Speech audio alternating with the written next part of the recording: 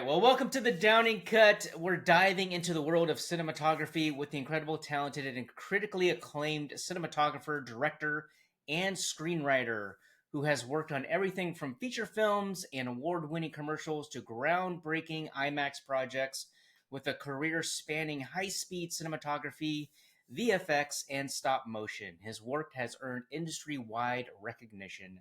Please welcome to the Downing Cut, Jimmy Matlosz. Nice. Well done. How Thank you, are you, Joe. Jimmy? Yeah, I gotta Thank hire you. gotta hire you as my hype man. I've been practicing. Got to get it out there. Hey, I appreciate you coming on here. I know we've never met in person, but I'm thankful to have you on and to really get to the ins and outs and pick your brain and your perception to kind of help the rest of us. You know, Yeah. tell us your secrets. And but I always ask this about everybody. I want to know, how did your journey start? What got you interested into the film industry? I started out in music, mostly behind the console. So I did live mixing, recording, and I was a guitar tech for a little while. And that's what got me. I mean, in high school, I always wanted to be creative, but I wasn't, you know. Yeah. And when I found music, or at least working with musicians, it gave me this feeling like, okay, I'm being creative. And then the music part and doing the audio engineering and all that stuff led me to photography, which then led me to video, which then led me to film. Wow. So about how many years was that time span then? Well, music stuff started about junior year in high school, and then so 7 years, I guess. Okay. Yeah, because I And when did. you got into, so But you took photography classes then, right? yeah, that was what. So before that, I was a total spaz with the camera. I had no idea what I was doing. I was never taught, and my parents, my mom had a camera that was aperture priority, Yeah. and I didn't know what photography was, and I took a Super 8 class in junior college, and at community college, and half of my stuff was underexposed. But I had this wonderful professor, Stu Beach, and he saw art in everything. It didn't matter how bad it was or good it was. He would find the art, and he would build you up, and say, give you inspiring words. Oh, that's awesome. Um, so between his inspiring words and my need to just not suck at something, um, I then decided to take a photography class, and right from that point onward, I just found my art, what I really enjoyed doing. What I have a photography story. I wanted to get into photography and I bought a DSLR. Didn't read anything about it, didn't read the manual, didn't figure it out, couldn't figure it out. Took pictures, came out horrible. Um, Even went to like a fashion thing to try to take pictures, didn't know what I was doing, and didn't know what the word bouquet meant, but I knew that I wanted something like that, and I just couldn't figure it out. So I sold my camera, and Mm. I thought, I didn't know if it was me, if it was camera. Sold it to a buddy of mine. Next thing I know, I look at his pictures and they're amazing, and I'm like, okay. Then I married my wife. She's a photographer, so she taught me how to use the camera. There you And go. I was just like, oh, I had it wrong the whole time. What? So from photography for you, how did that venture over into the film arena? So once I got a grasp on actually how to take a picture and how to expose and shutters and depth of field and all those cool factors. In fact, bokeh, as you mentioned, it used to be called bokeh, and now it's Bokeh, yeah. bokeh. It's but I didn't even know what that was probably until somewhere in the 2000s. It just wasn't something we talked about much. Anyway, um, so I got the photography thing down. I had the audio thing down, and then I met these two guys in college who are still friends of mine to this day. In fact, one of them I've been working with more recently after 30 something years. Um, they introduced me to filmmaking, and we were in a class together. And it was experimental video class, and they wanted to make a short film that was inspired by Blade Runner. Oh, nice. And it was based upon the concept of the government tracking down people with AIDS and sending them to a global prison. And I jumped Wow. on with them, and we had fun with it. And I just last year or 2 years ago, I found the tape, and I digitized it, and I put it up on my YouTube or Vimeo. I think it's one of those. And funny enough, it's called 2025. Oh, wow. Wow. Well, if Yeah. that's not, that just kind of gave me chills a little bit. Yeah. So, Holy smokes! What were you guys diving into? I know you guys were doing film, but were lights involved? Were you oh, guys we did. working with We were lights and shooting stuff? on high regular 8 video. We Oh, didn't okay. have the money to even shoot on Super 8 really. I mean, even Super 8. Yeah, we probably could have winged it, but we were trying to experiment, and our class was experimental video, so we were shooting on high 8 or regular 8, like I said, and then we did. I think we've had to finish it like in 3/4 inch video, that sort of thing. We had laser blasts and special effects and sound effects, and it was really fun. And Oh, then that's cool. that's those same group of guys. We Scott and Paul, good Scott, we're good friends, like I said, to this day. We went to another college, another state school after that, and then we did our senior student film, which was more. I mean, it was funny because we dabbled in political intrigue, and I don't know why, because none of us were political. We didn't read the newspaper or anything. It's Yeah, just Blade Runner and even Star Wars, I guess, probably influenced our thoughts on that. So we made another film a few years later, um, and we didn't know anything about film festivals or anything like that. But to answer your question about lighting, yeah, we use lights for sure, and okay. we were learning how to use lights. And I think, honestly, when I go back and look at those two student films, I'm very proud of what we did. We didn't have a mentor on set. We didn't have some big name film, some cinematographer teaching us. We were kind of like just watching movies, going, "Well, to make it look, how can we make it look like that? Let's do Yeah, this." And yeah, I think our biggest mistakes were probably in the audio realm because there were just some challenges you ran into. But even those we managed to mitigate. yeah. That sounds like so much fun. No pressure. No, and Just I go out can, if there. you want, we can share those two short films. Yeah, I'll yeah. I'll Send send me you the the link to links. those, and you can share them out in the world. Yeah, Be a we'll good put way them to in the do it. show notes. Definitely, 100%. What now you've looking at your career, you've done a lot. You've worked with Vampire Diaries, holy smokes. Uh and Clerks, okay. So you've been out there. So this question is going to be good because you have this is a little sidestep to everything, but what makes an actor stand out from the rest? What makes an exceptional actor, in your opinion? That is a fantastic question. You don't know it. I mean, granted, I've been a director in commercials, so I've seen the casting process. But if you're talking about narrative, which I haven't really directed, when someone shows up on set, you can see it. I think the best example that I was not on is if you look at Brad Pitt and Thelma and Louise. He just jumped off the screen, and he had a small role. And I always said that about Ryan Reynolds when he was in Two Guys, a Girl, and a Pizza Place. When I first saw him in that show, I was like, he's the next Tom Hanks. I knew it. I Interesting. mean, look, I had nothing to do with that show. I didn't cast him. I know nothing about him. But it's Yeah. one of those things. Some people have there's a term, the zhuzh, the je ne sais quoi, the magic.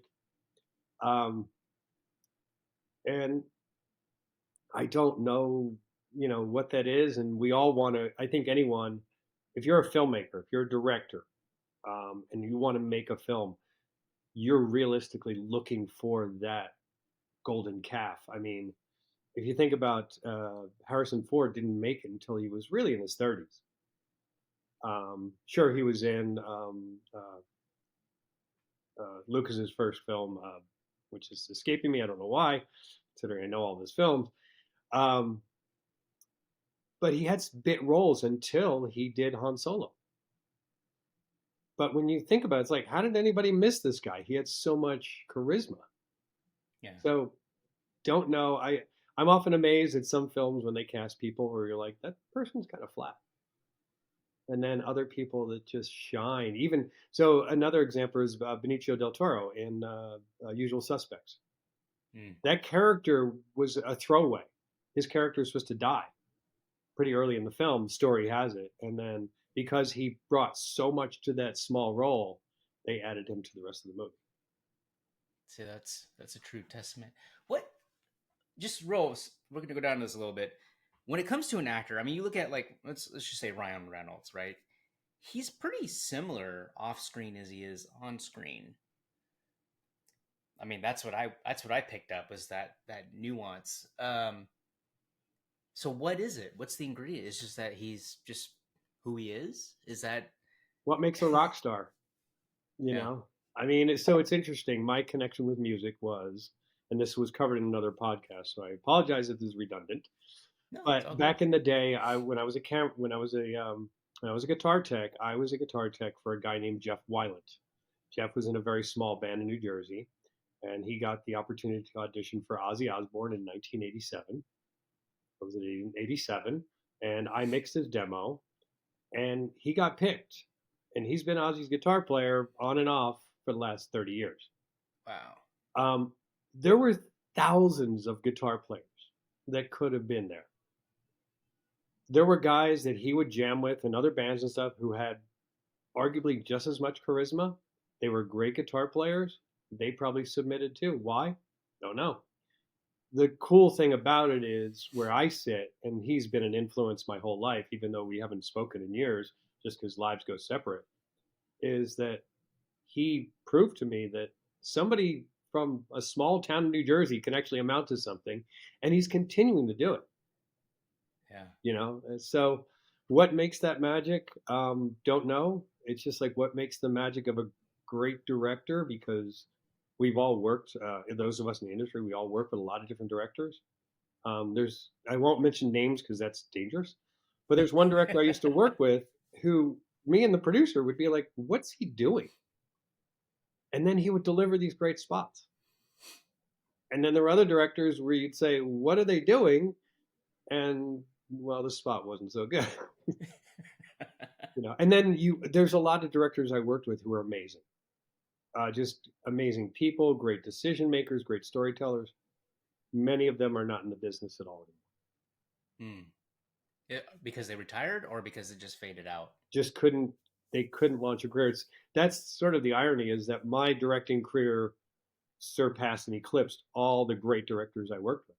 And there's a Wow. part of me that felt bad, like, Yeah. wow, they were more prepared than I was. But when I started directing, I was just the right guy in the right place at the right time.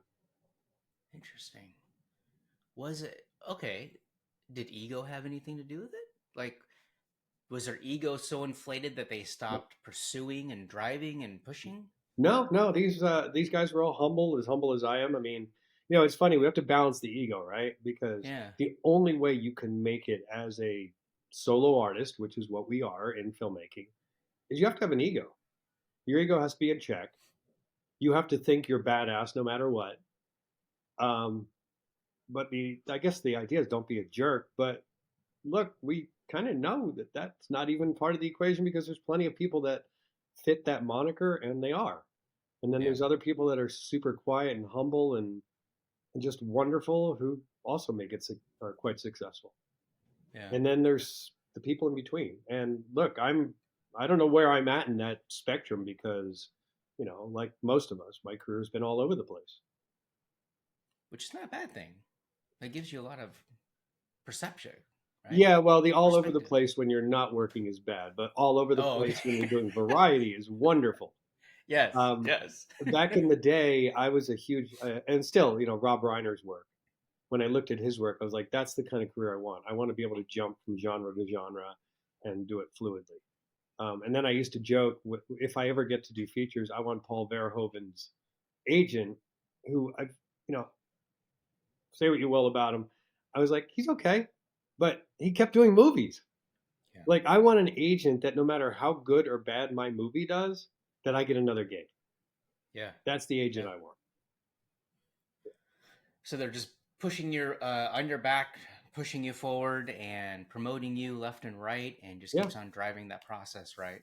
yeah, yeah. So I don't. That was a very long way of answering that question about what makes a great actor a great actor. Sorry about that, guys. Holy smokes. Avatar too. I just saw that. What so with your experience in both cinematography and directing, how do you balance your artistic vision with the technical precision on set? um, so I was lucky enough where I got to really slowly learn how to be a cinematographer by working in multiple years in visual effects. And a lot of times we had to emulate. So we would get a plate that was shot on location, and many times we'd have to mimic that in a miniature or another set. So we would be mimicking the lighting setups of some of the biggest cinematographers in the world in a miniature version. Wow. So you really learned how to light directly, indirectly, bounce, fill, key, all that stuff. But going, throwing the book out the window and doing it by gut, like learning how to cook, right? So I got lucky enough where I got to do that, and then I got to work with some amazing mentors. Um, and then when I was working as a camera technician doing high speed cameras, I worked with some of the biggest cinematographers in the world. And a lot of times I would be sitting on set twiddling my thumbs because my high speed shot was one shot for the 10-hour day. Yeah. So you had a choice. You'd go in the corner and play a video game or read a book, or you could sit there and observe. So I watched, and I would just take Interesting. note. I didn't take, written notes. I would just take visual notes. I just, for whatever reason, logged it in my head like, oh, huh, I would do that, or wow, I wouldn't do that, or that's a really cool trick kind of thing. Yeah. So there was that building it up. So by the time I was starting to shoot work as a cinematographer, I had been offered the opportunity to direct within a few months after that. And how I built my reel was directing it because too many times I would come across somebody on set who wanted to be a director, but they wouldn't follow through. Hmm. In fact, one of the first projects, it was a music video I directed where I met somebody who wanted to direct their own project, put the whole package together, built everything. They canceled like 2, 3 days before. Holy And smokes. and so I called up a band that I knew. I was like, "Hey, you guys want to do a music video?" And we Right did. We on. winged it. We did it. It was fun. Um, and I made some major mistakes, but I had a friend of mine, Rob Bryan, who's been one of my um, cohorts in both of us building our careers. He came along and gaffed it for me and taught me of like instant like things. And I was like, oh my gosh, I can't believe I missed that. And Interesting. yeah, so it was a combination of building a solid career as a cinematographer, directing enough, being around enough directors, and then how I got into directing was starting with like product shots and tabletop, not as much working with people. So I eased into it. And then by the time I was dealing with actors and trying to communicate with them, I had seen enough and worked with enough directors as a cinematographer to understand how to talk to them, or at least understand the way I would talk to them. Because I wasn't going to use like if you and I worked together, Yeah. if I saw something you did with an actor, I was like, oh, I that's just cool. I want to say I hope I do get to work with you. Oh, cool. I would love to do that. But if I saw you do something that's really cool, I would emulate that. But I wouldn't be like, okay, on this job, I'm going to do everything Joe did. Right. It's just Right. it would be disingenuous. Yeah. Um, and I've been lucky enough. I've worked with a lot of non-actors, um, and the biggest challenge there is getting them to relax and not act. Mm-hmm.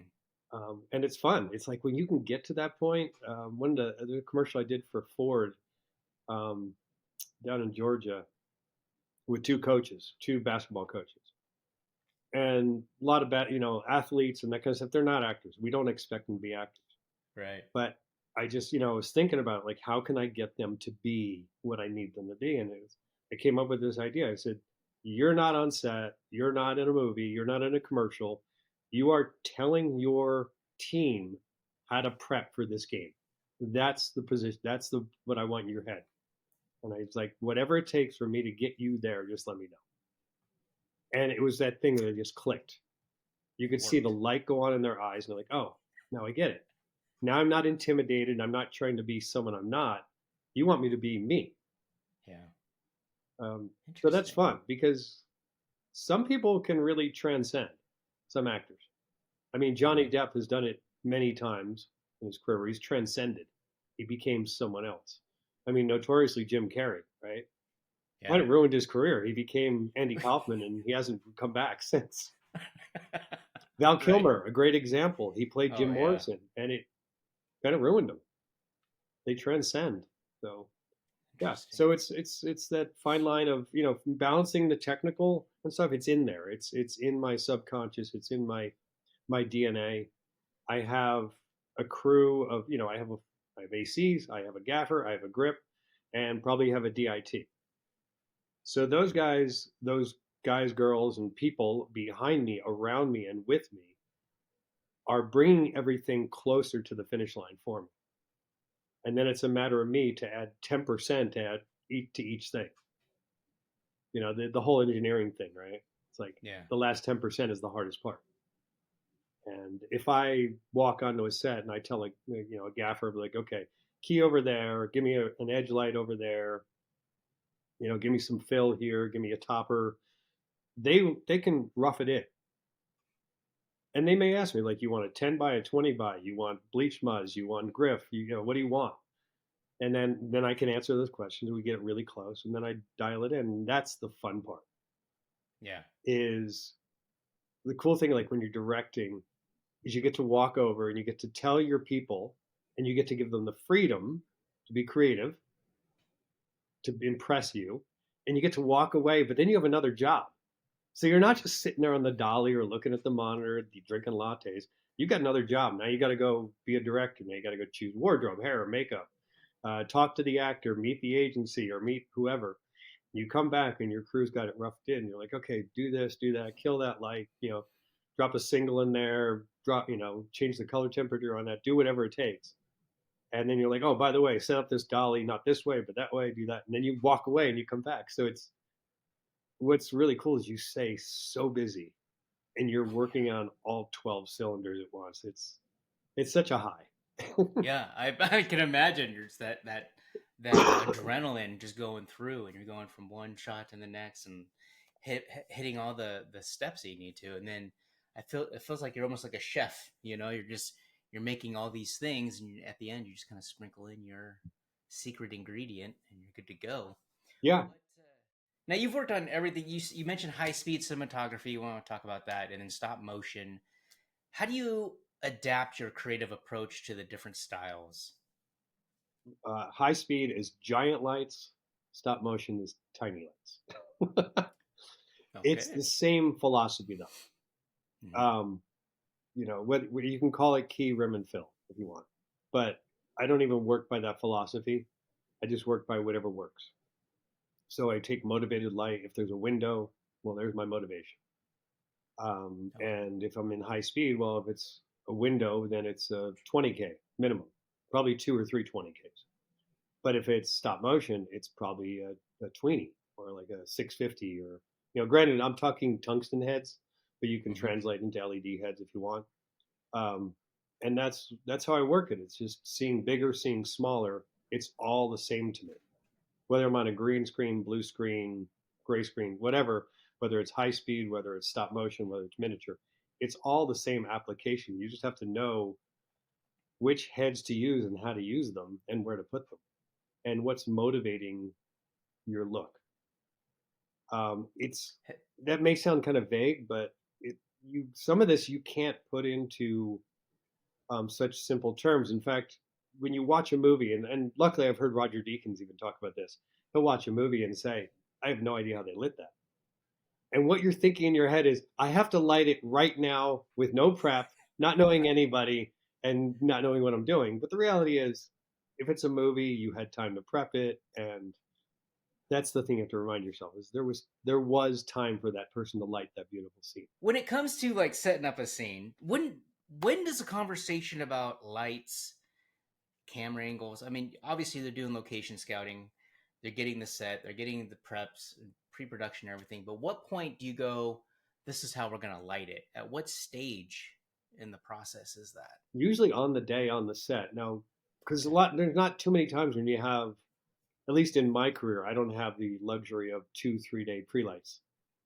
Yeah. Um, but if I know the set, like if we've visited the set, if we know what the set looks like ahead of time, if it's a commercial, we're on a stage.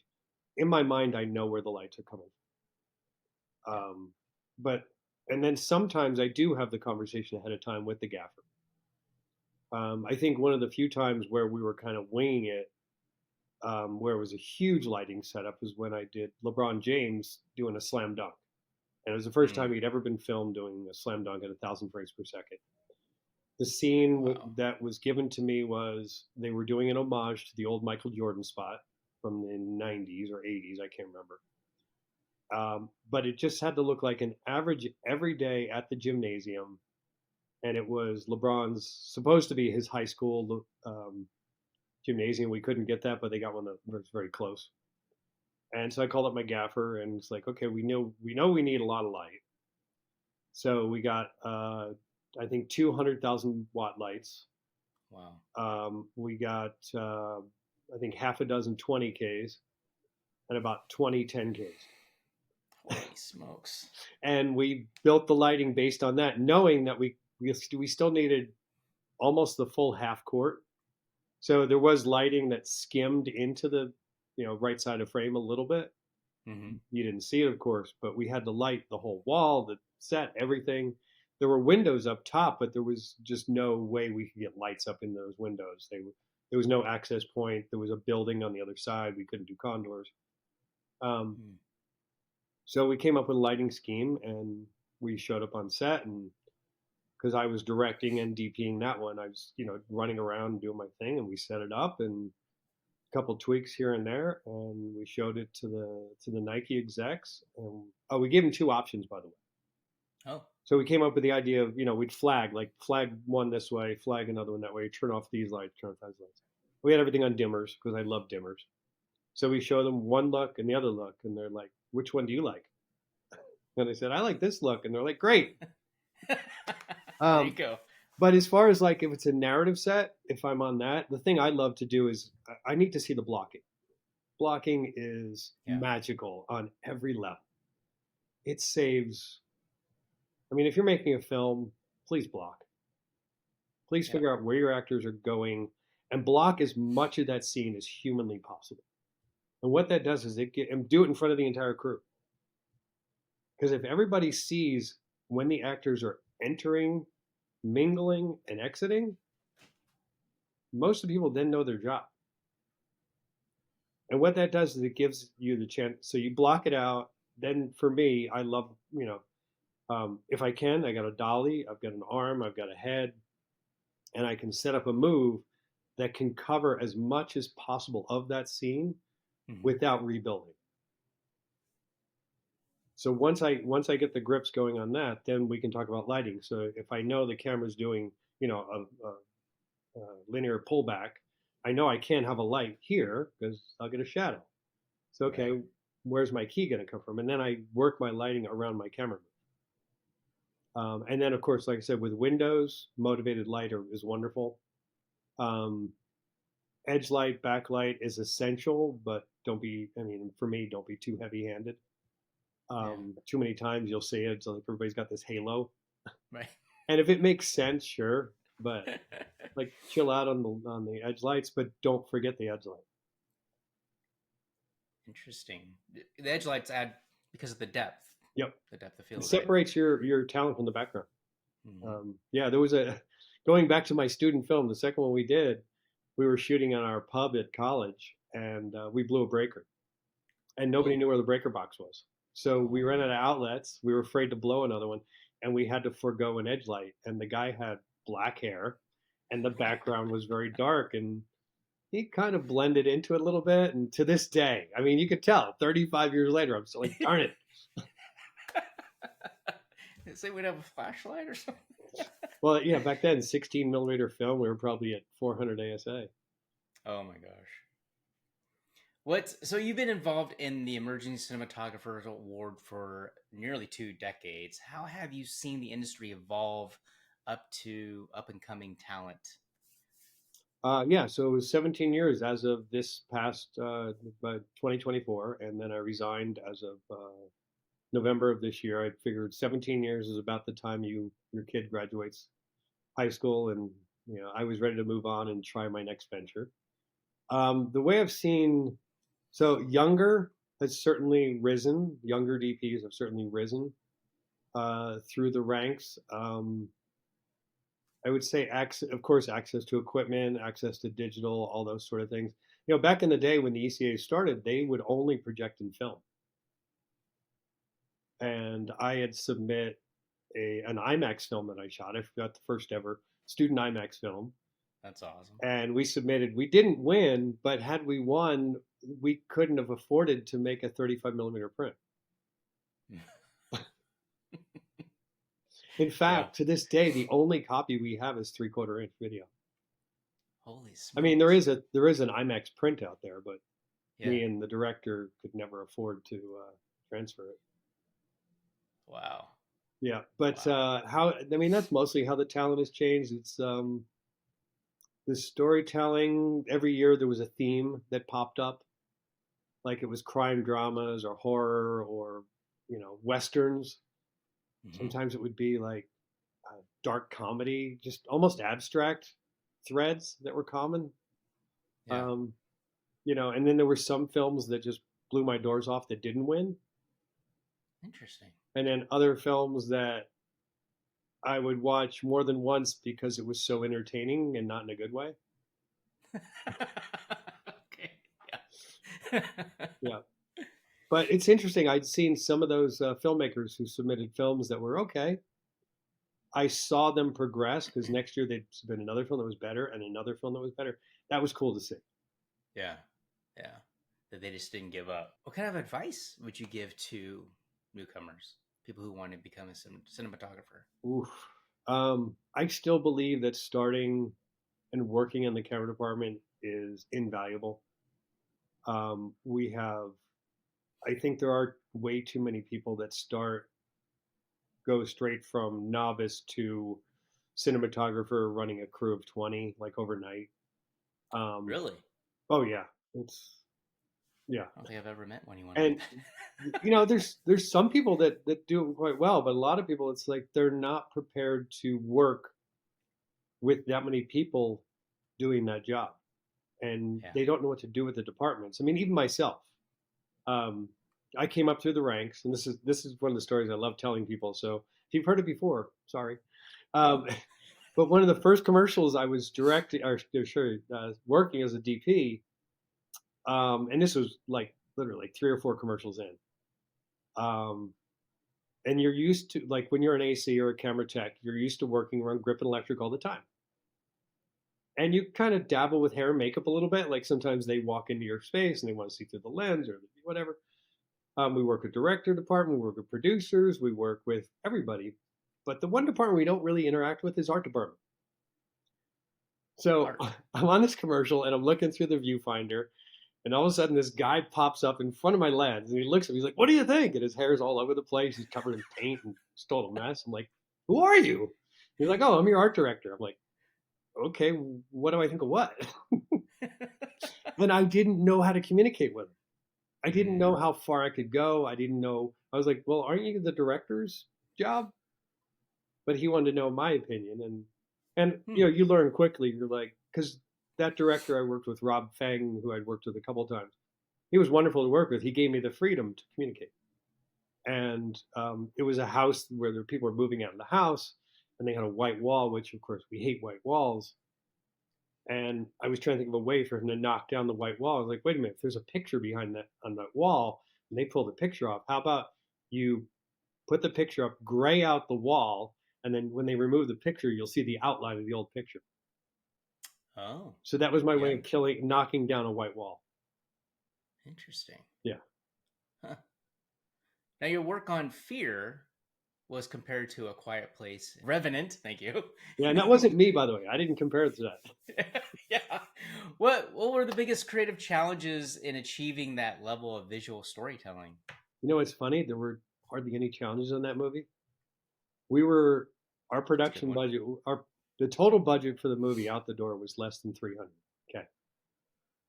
Wow. Um, I was working with a producer that I have built a relationship for 20 years. We have a lot of respect for one another. He's one of the nicest humans I've ever known in my life.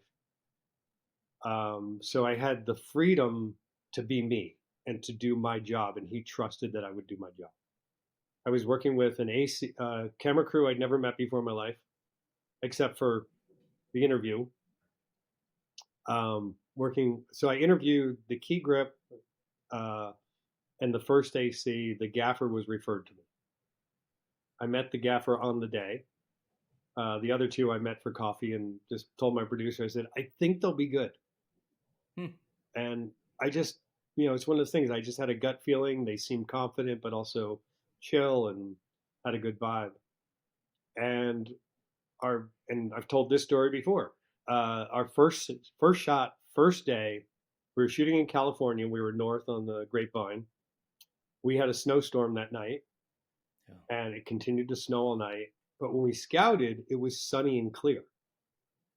And we were shooting inside of a really big barn. It was an old horse barn, but it had exposed open ends on either side. So next morning we get up, and if you've ever worked in a snowstorm, been in a snowstorm, it's dark. Mm. And all of a sudden, it's like, oh my gosh, we have to light the interior of this barn. Oh man. And not the entire thing. Of course, I can cheat the angles, and you'll see the light coming in through the wood and stuff. But all of a sudden, so luckily, my producer Lucas, he goes and grabs his truck and drags the Jenny over, and we're running, cables and lighting it up. And the gaffer RJ comes over and he goes, my best boy, he's my nephew. He's never done this before. Just wanted to let you know. I was like, great, thank you for telling me, because then I can give him pointers. Yeah. It's not like I'm looking at him going, what's this guy doing? Right. I can You go. should know So, better. and we lit the scene, and we were only an hour behind schedule. Oh wow. And oh, by the way, I added a compound crane move into the shot. Very cool. So a key grip I'd never worked with before. I was like, yeah, lay the track, do this. Camera crew I never worked with before. Like, keep the camera dry, do this, do this. And we nailed it. And that set the bar for the rest of the movie, that we could do anything. Wow. It's the challenge. The challenge, funny enough, was in post production, where for just there was some promises made to a friend of theirs to do the color grade, and I was not involved with the color grade. Which, you know, guys, if you're listening, nothing personal. What how much say do you have in the color grade Uh, well, you'd usually? like more, Yeah. and I think you learn over time that you should probably try to negotiate for it or request it. But the reality is, if they don't want to give it to you, they don't give it to Interesting. you. Yep. Because part of it, you're setting up the lights for the Well, film. you're setting a look. I mean, a good example of Yeah. that, like in Fear, I was shooting day for night.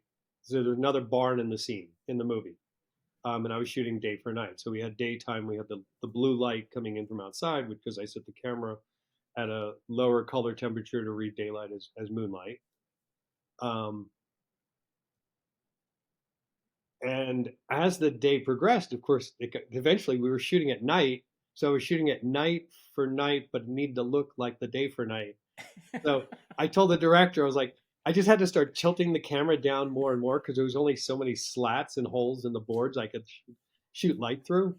Yeah. So I could no longer do the vista of the whole interior of the barn. And of course, there was a shift there in color, because one point we're going from daylight coming in to LED light, LED 5600 degree Kelvin coming in. And what happened in the color grade was the colorist didn't know that was my MO. So Mm. he subdued some of the blues and sort of balanced the scene more so than stylized it. Yeah. Yeah. Ew. Yeah. You're like, that's not what I was going for. Yeah. What how do you learn? I mean, I know being on set is a huge education, but are there things that you're doing also on the side to pick up, to learn more about the techniques or the technical aspects of lighting and different bulbs and all of that? Is that Yeah. part of it? I mean, I was working also, coming up in my career, I worked with a lot of lights. So I wouldn't call myself a gaffer by any measure, but I got hired a couple times as one. That's Um, awesome. there was a visual effects movie, and I wish I could remember the name of it.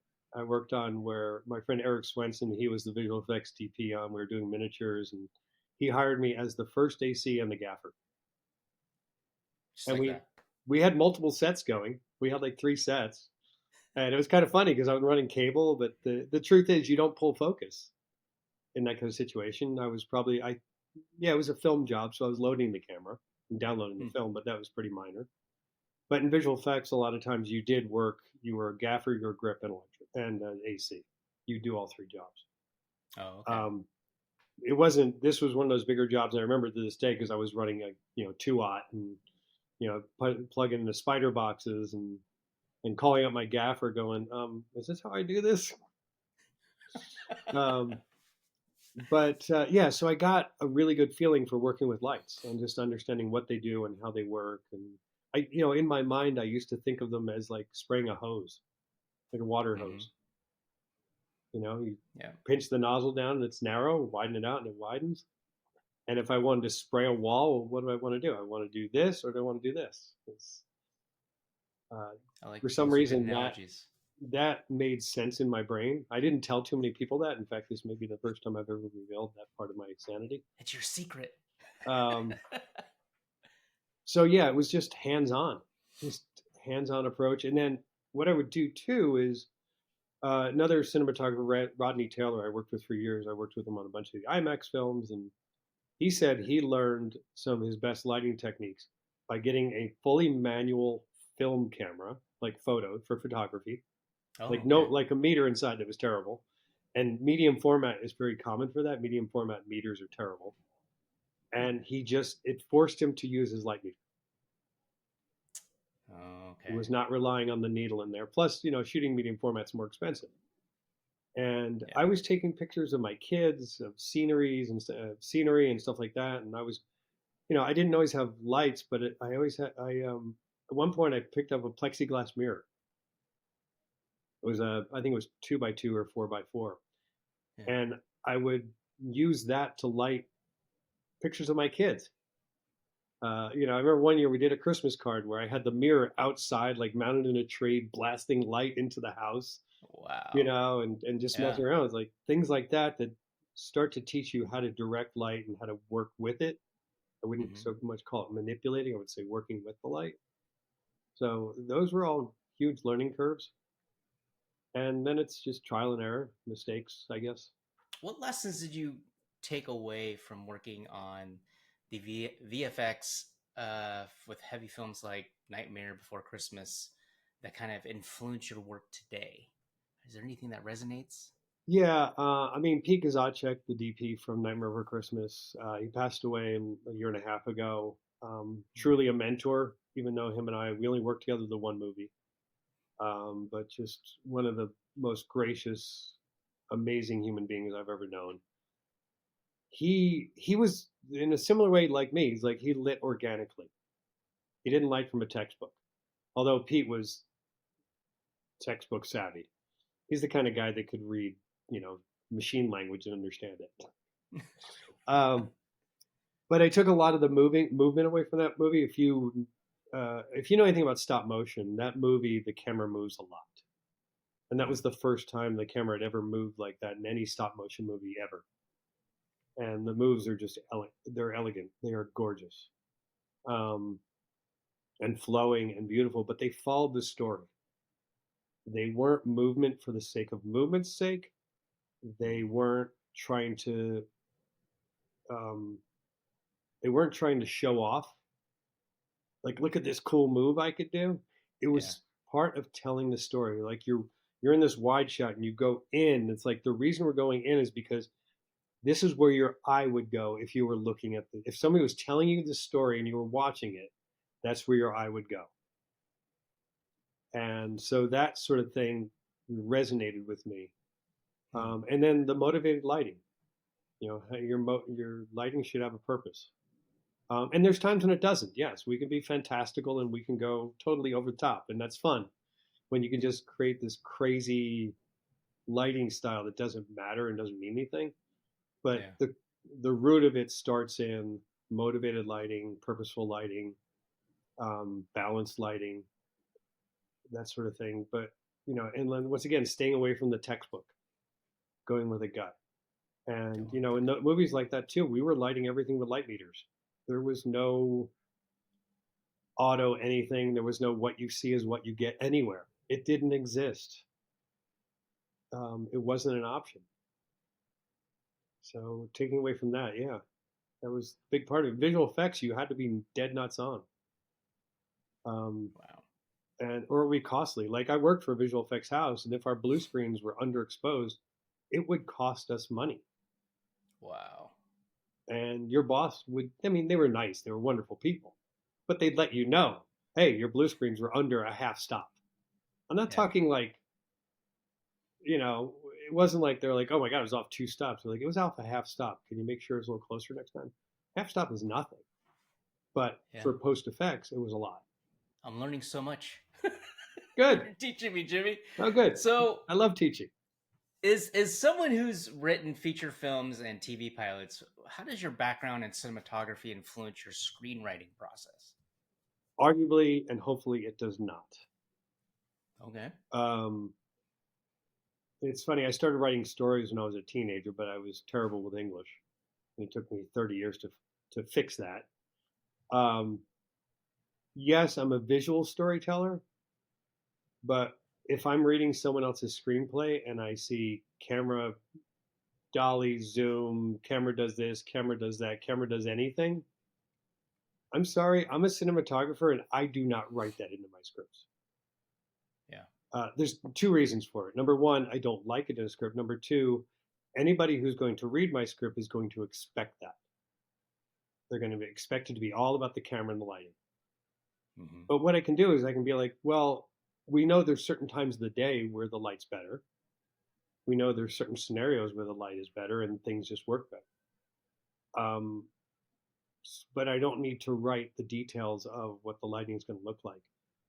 Um, what matters is, and like I said, it's taken me 30 years to be able to get better at the craft of writing, to be able to communicate in a way that is more poetic, as opposed to being so direct. Like he was backlit, you Yeah. know, even like the light from the moon was dancing off the water sounds a lot better. Mm. Yeah. Stuff like that. I'll spend the rest of my born days figuring out how to be a better writer. Mm. Luckily, I've looked at old works and new works, and I have seen a massive progression.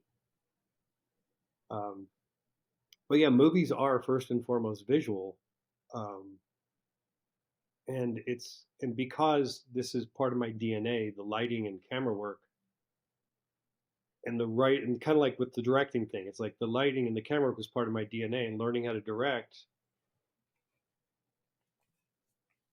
was something I could learn while I was doing because I knew the other things. So now, same thing. I know lighting, camera. You're not directing on the page. You not really. You don't want to puppeteer your actors, Mm-hmm. especially on a script. But I know what the scene looks like. Now I just have to create it so it's fun, so it's entertaining, so it's engaging. Yeah.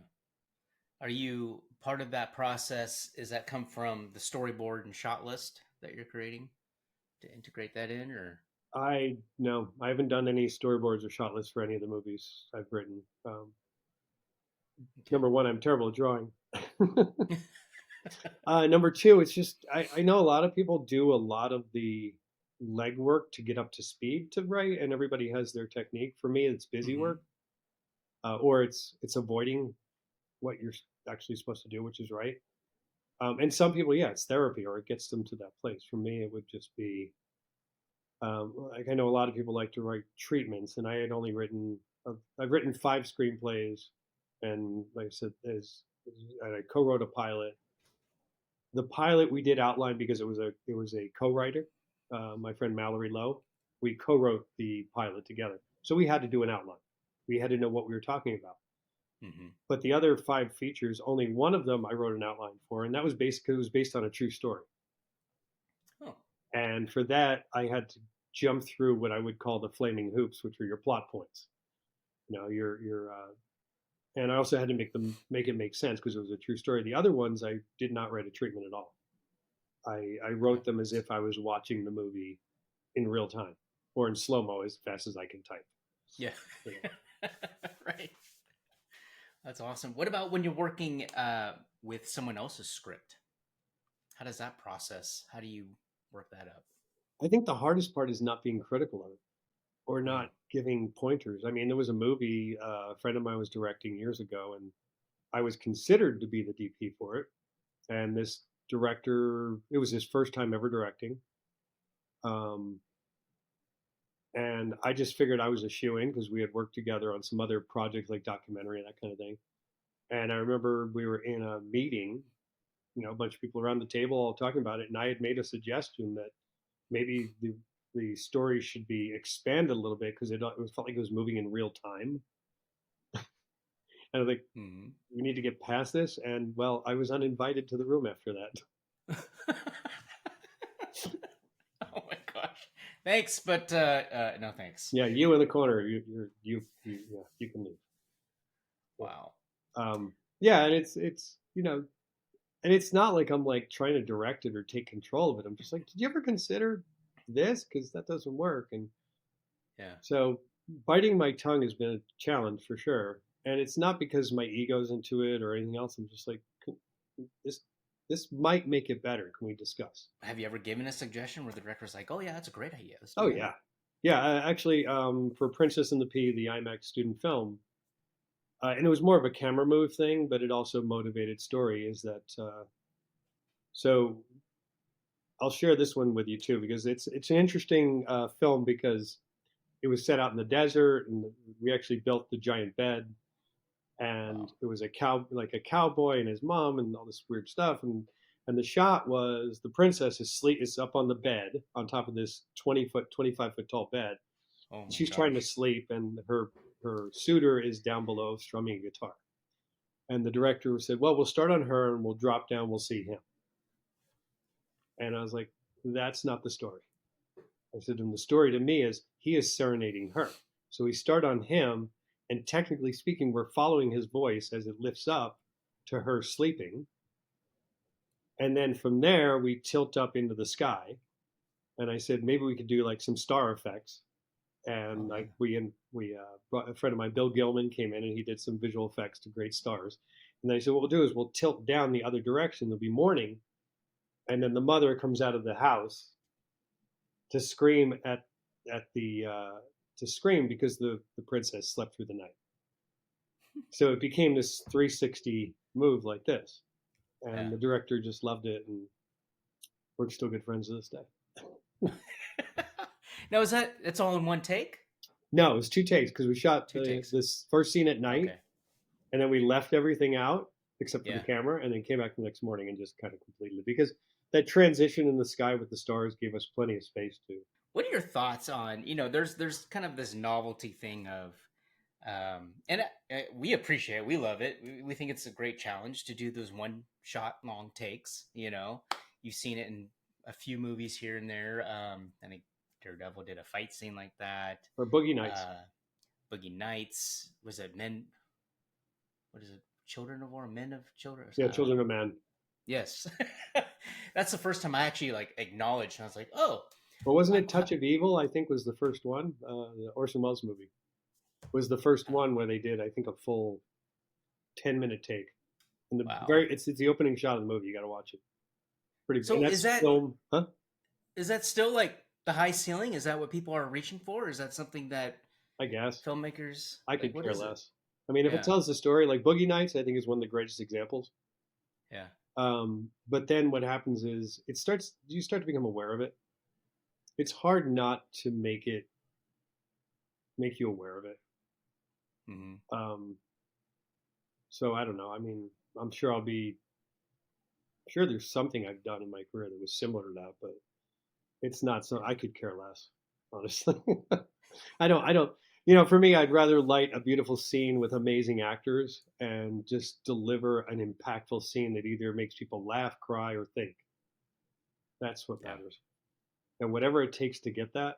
I think the most challenging thing as a cinematographer is when you do sort of choreograph out a bunch of moves and a scene and you shoot it thinking this is how it's going to be edited. And then you see it later and it's edited different or chopped yeah, up. yeah. Yeah, that's challenging. I need to ask you something because a buddy of mine who's also a director, um, he always recommended me to just put the camera, shoot wide, and that way, if it's high res, I can punch in closer if I need to. It's kind of like a cheat. What do you think about that? Well, I do it in interviews.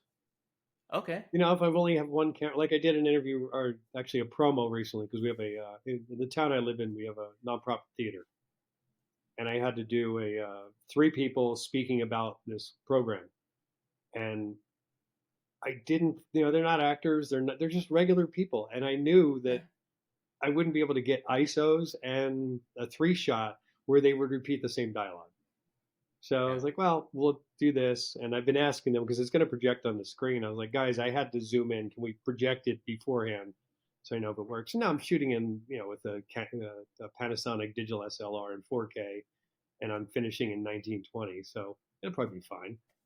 That's, I mean, for a movie, for narrative, anything else, I would bristle at that. Yeah. Certainly you can punch in a little bit to clean up something or to fix, something slightly, but try to do it right the first time. Yeah. Um, yeah, it becomes a little obvious, I think, Yeah. unless it's Because stylized, of course. Now, if it's a style, if yeah. you're doing like snap zooms or crazy um, post effects, sure, why not? If that's Yeah. your plan, but if that's your plan from the get go, it's like if that's and granted, there's sometimes when you're fixing something with, maybe it didn't go so great. So you're like, hey, we're going to add a cool effect here. Great, good. Yeah. I think he thought it was like a more of a safety thing, just in case type of thing. But now you've shot commercials for some of the world's biggest brands. How do you approach storytelling differently in the short form advertising versus feature films? I tried to always approach everything from a narrative perspective, even a tabletop job.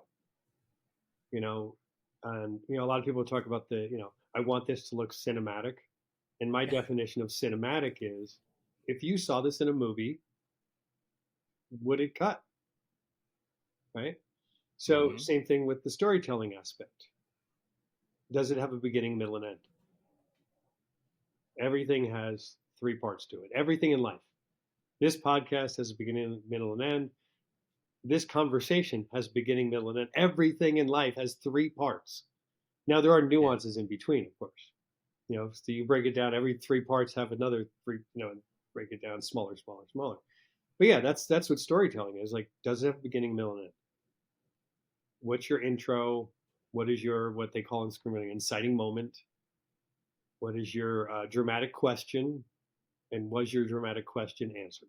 With advancements in camera technology and AI driven tools, where do you see the future of cinematography headed? That is a really good question.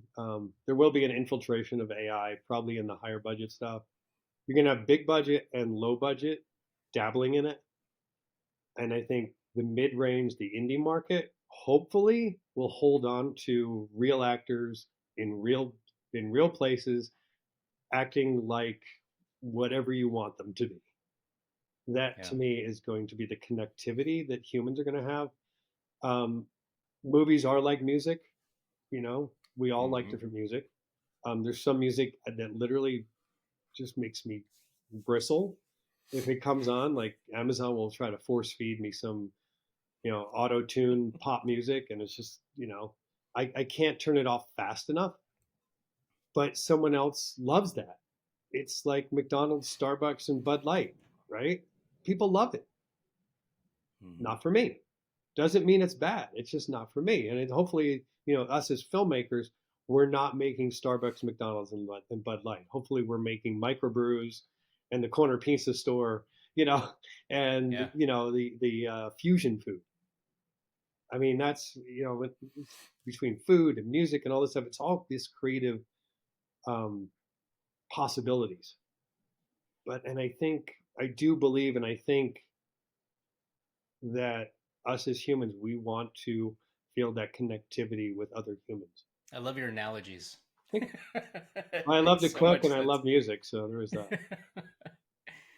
Having worked internationally on various projects, how do different cultures influence the way stories are visually told?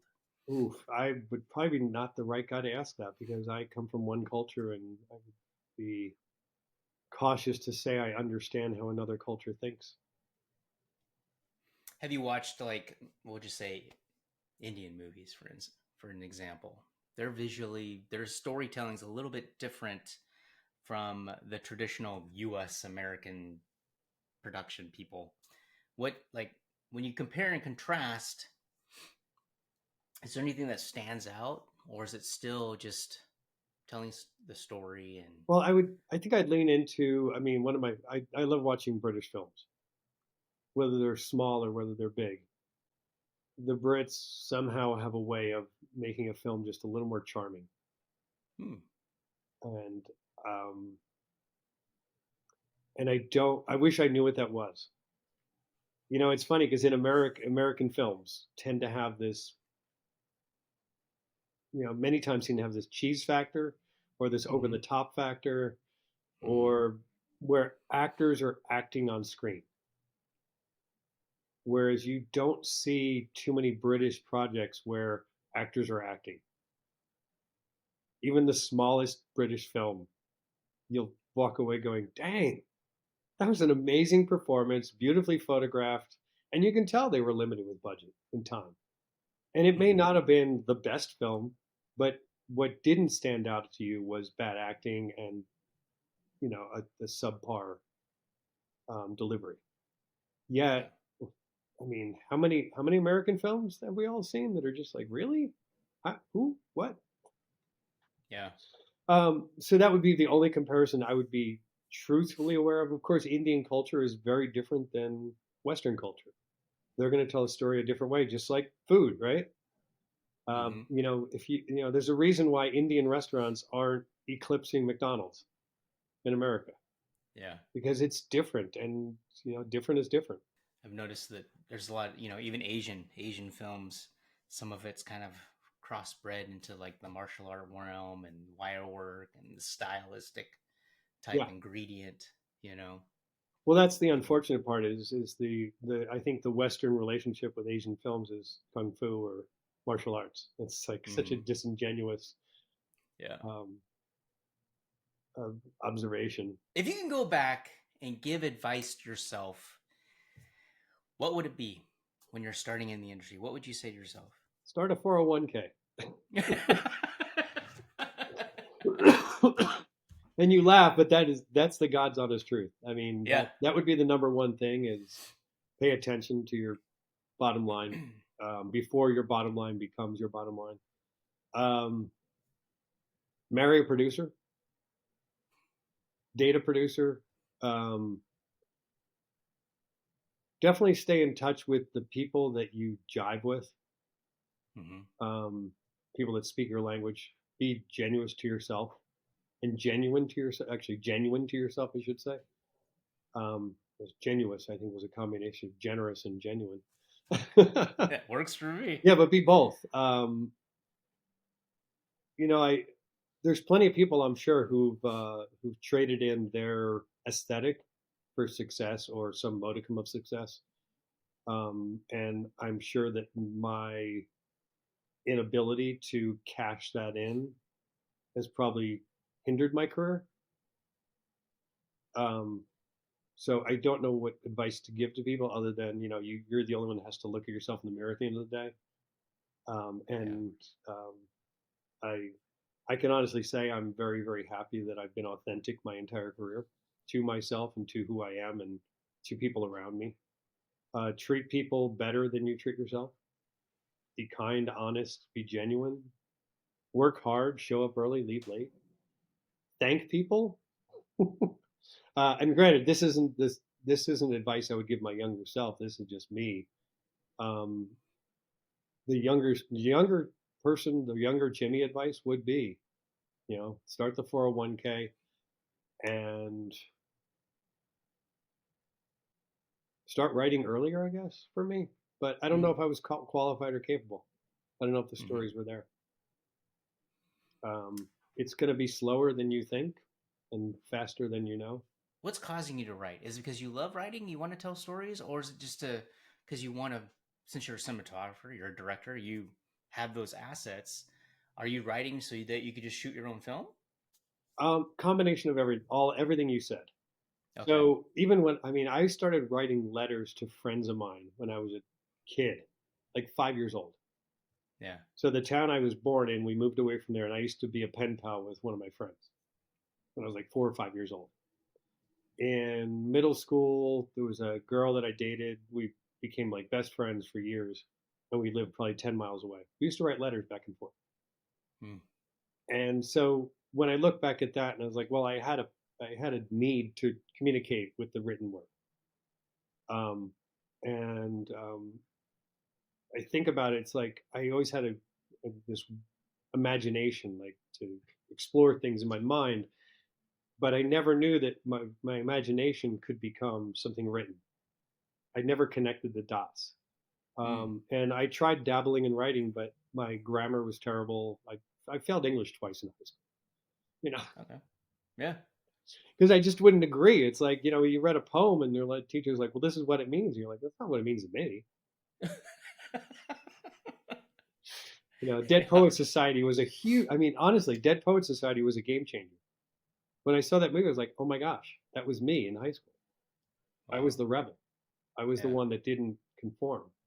So I got lucky in the writing realm, is that I was always dabbling in it and I was trying to write and failing at it and just no confidence.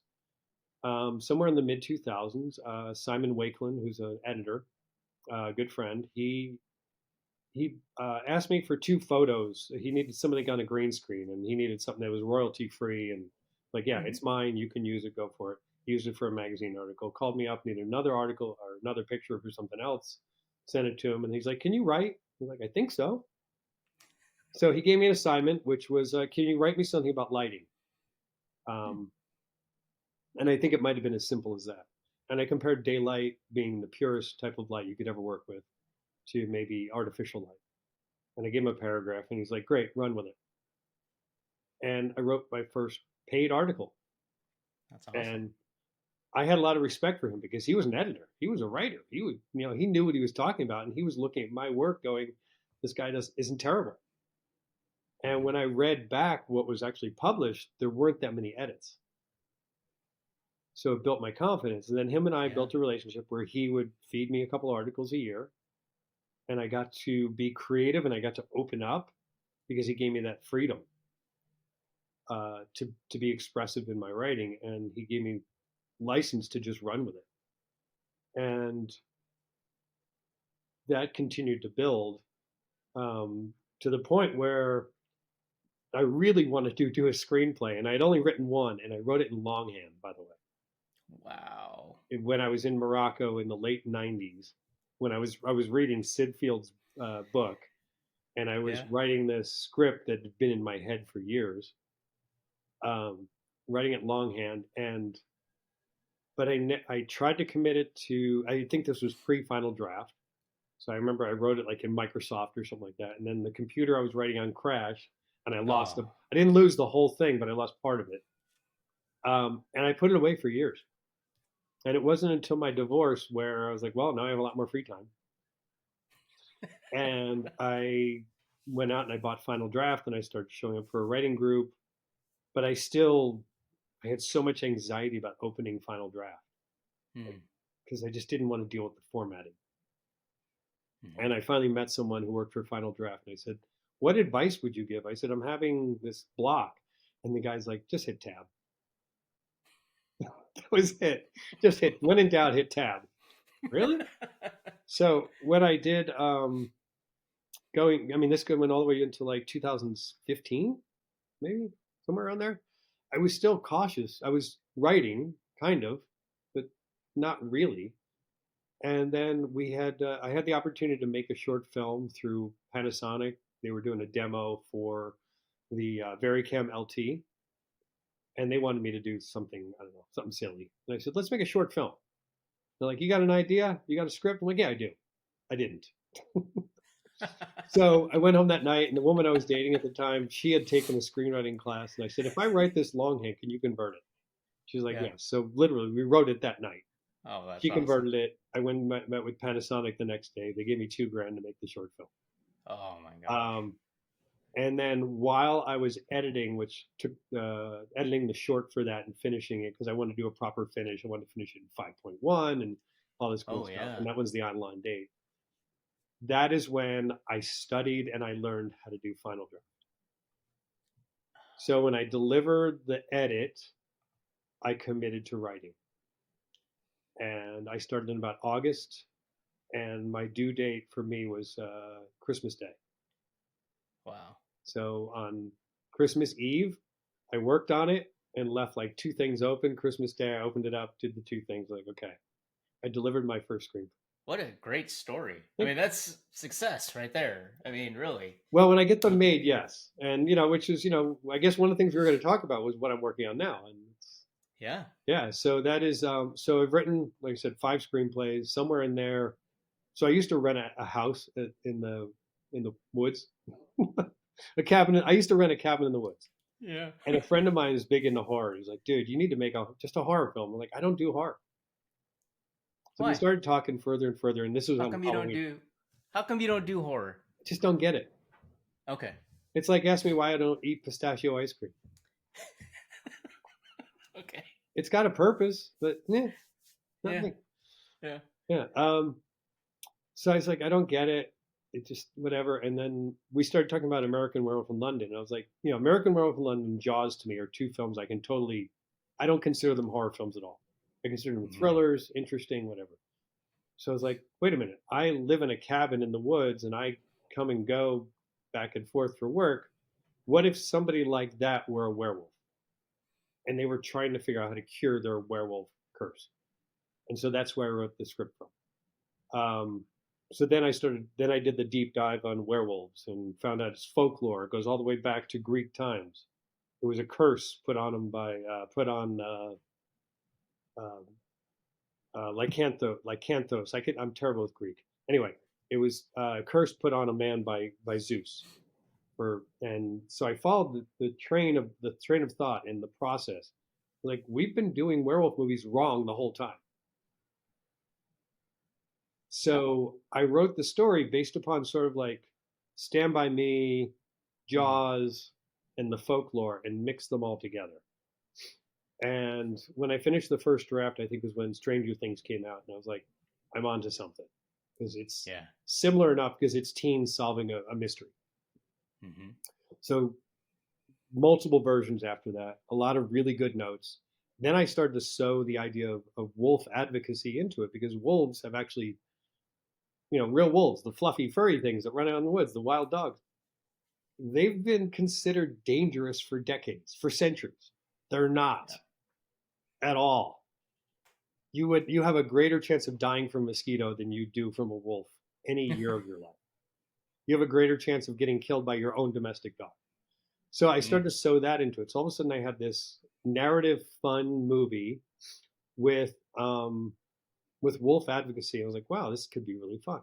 So cut to multiple versions later, dialing in, tightening it up, and then in Washington State, where I'm a resident, they have a film program, and it's the Washington FilmWorks, where Hmm. if you pitch your film to them, and it's got to be complete, like complete script, casting notes, you have to have your budget and everything. They will earmark 30 to 40% of your budget for tax incentives.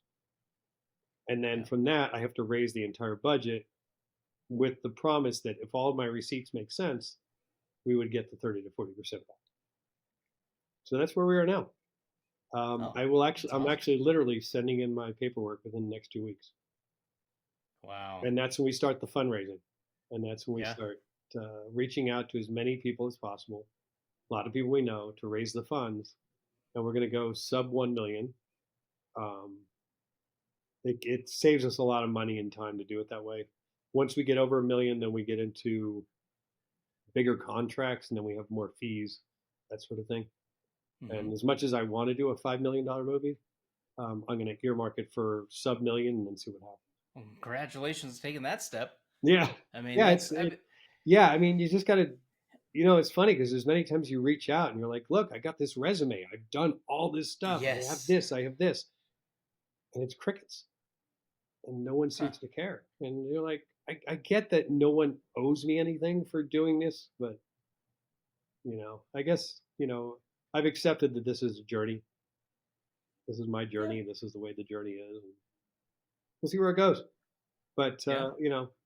if I'm lucky, they will give me the green light, and I will get to start pushing to raise money to make this movie because I think I like the idea that I shouldn't say I like the idea. The problem I see with a lot of movies nowadays is we don't want to see them twice. Mm. Um, if Stand By Me comes on, it's like you're flipping through Netflix. Stand By Me, you're like, seen it 30 times. What's the 31st time? But if you Yeah. take a movie like The Gray Man, which is a good movie, it's fine. But The Gray Hmm. Man, you saw it and you're like, yeah, I don't know, Stand By Me. Yeah. Yeah, how This many times doesn't have we have all watched Star Wars? that essence. Yeah. Yeah, and I don't know. I mean, for me, what I'm getting into in my mind is what creates that that energy that makes you want to go back and visit that world again and again. What's your goal to? Because I know you have a certain amount of steps that you got to get through. You got to do the fundraising. What is your goal date to begin production? So if we get approved, I'm guessing would be the end of March would get approved. So then I have from April 1st, I have about 6 months, the 6 hard months to raise the money. And Okay. then after that, it's not like they don't support you, but you're kind of on thin ice after that. Hmm. So ideally, it would be October, end of September, early October. So because I like the fall time period, Okay. So you want to do fall's it this year? yeah, fall is a little more predictable than spring Yeah. as far as weather goes. It's kind of like shooting sunset. Shooting Hmm. sunset for sunrise is a lot easier Interesting. because you can always predict. You can generally predict what a sunset is going to look like, but to get up at 4 o'clock in the morning to hope you're going to have a Yeah. good sunrise is not fun. No, it's not. Especially if I'm not a morning person. Yeah. What? So sub million. You got the script. I'm assuming you're going to direct it, Yes. and I assume that you're going to be the DP for it. That was I was debating that. I do know it's going to Why? save us money. Yeah. Well, I didn't. I really wanted to direct. I really wanted to focus 100% on directing. Mm. But talking to my producer, it's like we can save money and hire more crew. Mm-hmm. So if we're not spending 10 grand on a DP, we can take that 10 grand and disperse it, and I could have one more person electric or one more grip, you Yeah. know, um, one more piece of equipment, and I think that might be the end result. So we'll see. But the bottom line is you're going to be approving the shot anyways, Yeah, so you're going to be in control of that, right? yeah, yeah. There's a part of me that I mean, if I had the money and the right amount of budget, I would totally hire a DP and have a blast working with someone. Yeah. But if it comes down to us hiring another crew member, giving someone else a job or making the film better because I'm going to handle another role, then let's do it that way. How are you going to cast it? Are you going to you have people in mind already for roles, or do you have your crew? Because obviously Washington State, we have a lot of people who not only actors, but you have people who are in pyrotechnics, you got people who are in Yeah, costumes and all that stuff. Do you have that mindset of you already have people in mind for things? not the total crew. There's a couple people I've worked with in Washington State on crew, and I'm going to need a strong gaffer, Mm-hmm. just because I lean on gaffers more than anything. I think maybe I relate to them more than anything. Yeah. Um, so if once I get the strong gaffer, I'm good. As far as casting goes, I had a bunch of different people earmarked, and then strangely enough, I had seen Cynthia Geary at a screening here in Spokane, and it just hit me. I was like, oh my god, she'd be perfect for this one role. And it's not like I'd written it for her or anything, but it's like Yeah. she fits that perfectly. So when we get to that point, if Washington Filmworks gives us the green light, we'll definitely got to approach her, and hopefully she's willing and interested. And then I just found out I just watched, and I hope I don't screw this up. I just watched Resball, which is on Netflix, Hmm. and there's an actor in there, and I know I'll screw up his name, and I apologize to him prior if he sees this or hears this ever. I think it's Karim or Kareem. I'm not sure, and I hate to say that. I wish I had prepped my notes for that. Um, but I was impressed by his performance. I was like, damn, this kid's good. And I thought he brought a lot of emotion, and everything. And then I started Googling Nez Perce tribal members that are actors in Washington State. And he Mm. happens to be a Spokane resident. Wow. And I was like, and he's 19 or 20 years old. I was like, dang. Let's Small hope world. he is available, interested, and willing to have a conversation. I think he will. Yeah, and He's there's a once he reason sees why we're your. using. Yeah, I hope so. There's a reason why we're using the Nez Perce. I did originally write the script with a guru type character in there, Hmm. and then the more I learned about culture, I had asked a friend of mine, like, of all the indigenous tribes in the U.S., which find wolves to be their sacred animal, and she said, "Oh, the Nez Perce." Um, Interesting. so we've made efforts to reach out to the tribe and honor them to every possible degree. In Okay. fact, give them edit of the script. Look, if there's something in here you guys don't like, you can change it. We want to honor you guys because we want to honor your everything about you, and we don't want to put any of our assumptions on your tribe. So I've got an Hmm. older guru who happens to be, Native American indigenous, kind of like the Obi-Wan character, if you will, for lack of a better. I mean, there's a ton of gurus in movies, but that's a good one. Yeah. And then it just dawned on me it'd be interesting to have a younger indigenous character who maybe isn't cast as an indigenous character. Like he's Hmm. just a dude. He's just a 19-year-old kid. And but I thought it would be interesting, and I want to. Ideally, I would get to the point where I can get him into the film and discuss with him how he would react and how this would affect him, how this kind of situation would affect him as a human being, but also as an indigenous person, and what his connection might be with an elder, maybe not at all, but treat him just as an average everyday person. I mean, too many times I think in movies people are cast as a certain type, and then they have to be that type. Right. And I would love to be able to figure out a way to break that a little bit, Hmm. expand that to just to say this is a human being, Yep. and yeah, first and foremost, you're a human being, and if you want to bring out more of that in your character, that's fine. Well, that's awesome, Jimmy. What we're gonna wrap it up here, Oh yeah, we've and been rapping for a long time. this is good though. I love it. I love it. What's your favorite tech when it comes to? I mean, you don't have to say Final Draft, but what's your favorite tech when it comes to filmmaking, film process? Oh, hands down, Lens, on set, hands down is the remote head. So remote head. camera remote head. So on Fear, the producers own the Maxima Arri Maxima head, and it's a very affordable. It's unfortunately they stopped making it and selling it, but it's still available. This producer has one. He lets me use it. Game Oh, very changer. cool. So Roger Deakins has been shooting with a remote head for years on the end of a crane.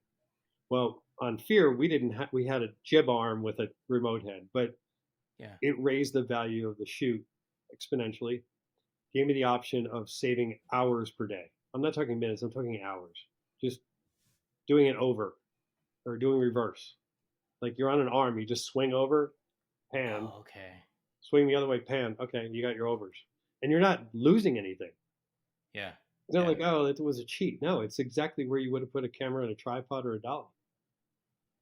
That, hands down, Interesting. is thing is the coolest thing. Just because you program the movement and it's the No, same not every programmed. single It's time. just you have a grip swinging it around, and Oh, you it's just have a grip. Oh, okay. yeah. And in the head, I'm on remote wheels. I'm doing all the panning Oh, and okay. tilting from remote. And what's cool is I got to hang out with my director the whole time. We use the same monitor. Nice. So if there was like if he wanted me to pan, he could just point at the monitor and just point. Well, got it. Or if you want to tilt up, yep, got it. Or be like, oh, get center more on them. Yeah. Okay. I'm trying to. So you're moving the monitor, and that's moving the head of the camera, correct? No, no, I've got Okay, wheels. not even that. Remote. Oh, you're doing the wheels. Yeah, I'm Though doing the that wheel. type. Okay, It's a got remote it. head with wheels. Yeah. Yeah, and Man, the otherwise, I wheels. go back to my roots, which is I built everything on China balls and park hams. Yes, I learned that Um, being a young actor. yeah, China park hams were. I bought my first set. I think they were $25 each for 1,000-watt park hams, and you can use them as a bounce light, a key light, an edge light, a fill light. It's like they were so universal, and they cost $25. Nice. I've lit massive sets with them. The spot I did with Shaquille O'Neal that we did on green screen, we built a par tree, and it was a 20-foot tall speed rail, and we put Very about nice. 40 lights on it. Holy smokes. Yep. and Okay. we'd walk it around him and then get the right hot angle. Granted, we were on film, so we could overexpose Nice. a lot. Wow. Yeah. Never And seen then those even clips. the spot I put up on Instagram recently with a bunch of guys from Adidas, we stacked the entire top of the bleachers with par cans, backlighting the basketball players. Wow. And it was a cheap investment. It probably cost production maybe $1,000 in lights, and it raised the production value through the roof. Interesting. And of course, China balls are just amazing. Right. Yeah. I do remember being on set when I first started acting as a background person, and that's China Ball went up in the air. I was like, oh, interesting. Yeah, That's like, it was a music video I did years ago. We did it for a whole entire music video on film, 35 millimeter for $800, and we shot on a loading dock. And I had two 36-inch China balls with 500-watt bulbs, and we hung them on just behind camera on either side. yeah. And I just there was some of the existing light that you get on a loading dock, but it was like 3 o'clock in the morning, and we Mm-hmm. just put in some Kino Flow edge light, and that was it, and it looked great. Wow. That's amazing. Jimmy, how can people reach out to you? What's the best way? Ooh, let's see. My website, which is jimmymatlosz.com. Um, it's funny. How do people find me? That's the easiest way to find me. Instagram, Jimmy Matlosz. Instagram. I mean, what I did last year was I just went through and made everything like Jimmy Matlosz across the board. So it's like Okay. Instagram, Facebook, website. Just type in your name. That's going to pop up. Yeah. The hard part is All spelling right. the last name. We will link it. We'll link it in the notes. It's going to be on this. Don't worry about that. Appreciate it. I appreciate you coming on to the Downing Cut. Thank you so much for your time and wisdom and your perception. I appreciate it. Thank you, Joe. And if there's anything I could ever do for you, please don't feel, just reach out anytime you want. Well, I appreciate it. Thank you.